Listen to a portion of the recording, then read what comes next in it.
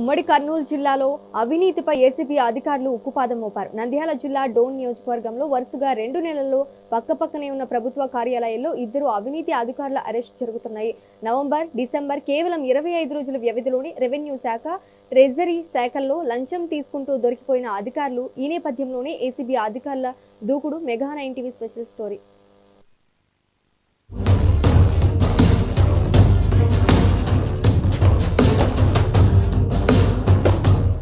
నంద్యాల జిల్లా డోన్ నియోజకవర్గంలో ఏసీబీ అధికారులు అవినీతి అధికారుల భరితం పడుతున్నారు. నవంబరు, డిసెంబర్ నెలల్లో కేవలం 25 రోజుల వ్యవధిలోనే ఒకే నియోజకవర్గంలో 2 అవినీతి అధికారులను రెడ్ హ్యాండెడ్ గా పట్టుకున్నారు.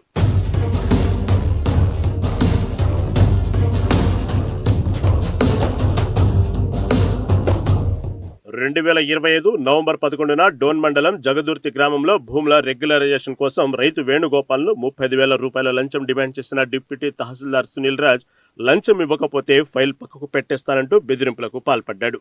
బాధిత రైతు ఏసీబీని ఆశ్రయించడంతో వలపన్నిన అధికారులు లంచం తీసుకుంటున్న సమయంలోనే డిప్యూటీ తహసీల్దార్ను రెడ్ హ్యాండెడ్ గా పట్టుకున్నారు. విచారణ అనంతరం సునీల్ రాజ్ను రిమాండ్కు తరలించారు.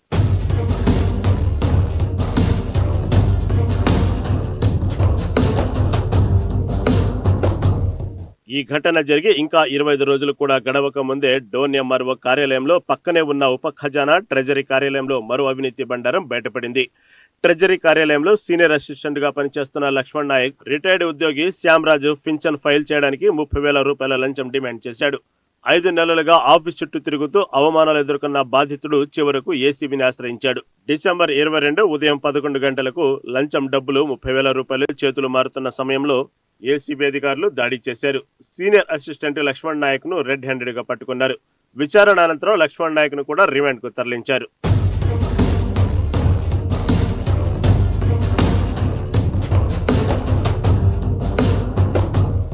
ఇలా ఉమ్మడి కర్నూలు జిల్లాలో అవినీతి అధికారులపై ఏసీబీ అధికారులు వరుస దాడులతో ముందుకెళ్తున్నారు. ప్రభుత్వ ఉద్యోగులు ఎవరైనా లంచం అడిగితే తక్షణమే సమాచారం ఇవ్వాలని ఏసీబీ డీఎస్పీ సోమన్న బహిరంగ హెచ్చరిక జారీ చేశారు. డీఎస్పీ సోమన్న నేతృత్వంలో ఏసీబీ అధికారులు అవినీతి అధికారులకు సింహ స్వప్నంగా మారారు. ఈ దాడులతో అవినీతికి అడ్డుకట్ట పడుతుందా లేదా చూడాలి.